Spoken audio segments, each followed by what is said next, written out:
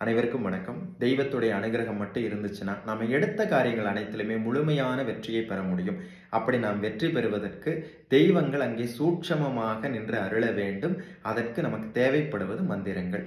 இப்படி அனைத்திலும் நாம் வெற்றி பெறுவதற்கு முருகப்பெருமான் எனக்கு உணர்த்தி அருளிய ஒரு மந்திரம். அந்த மந்திரத்தை தான் நான் இன்று முருக பக்தர்களோடு பகிர்ந்து கொள்ள இருக்கிறேன்.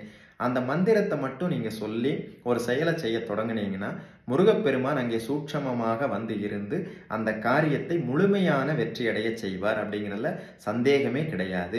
அது என்ன மந்திரம் அப்படின்னு பார்க்கறதுக்கு முன்னாடி, அந்த மந்திரத்தை நம்ம எப்படி பிரயோகிக்கணும், அதற்கென்று தனியான பிரத்யேகமான வழிபாட்டு முறைகள் இருக்கா, அல்லது தனியான கடுமையான விரத முறைகள் இருக்கா அப்படின்னா அப்படி எதுவுமே கிடையாதுங்க. நீங்கள் சாதாரணமாக இந்த மந்திரத்தை சொல்லி முருகப்பெருமானை வழிபட்டு நீங்கள் எந்த காரியத்தை வேண்டுமென்றாலும் தொடங்கலாம். அது வெற்றியில் முடியும். அது என்ன மந்திரம் அப்படின்னா, முருகன் அருள் முன் நிற்கும். இந்த மந்திரத்தை மட்டும் நீங்க சொல்லி முருகப்பெருமானை வணங்கி ஒரு காரியத்தை தொடங்குகின்ற பொழுது முருகப்பெருமான் அந்த காரியத்தை முழுமையாக வெற்றியடைய செய்வார். இந்த மந்திரத்தை நீங்க ஸ்டிக்கரா செஞ்சு வச்சுக்கலாம், அல்லது கைப்பட எழுதியோ உங்க கண்ணில் படுற மாதிரி வச்சுக்கோங்க.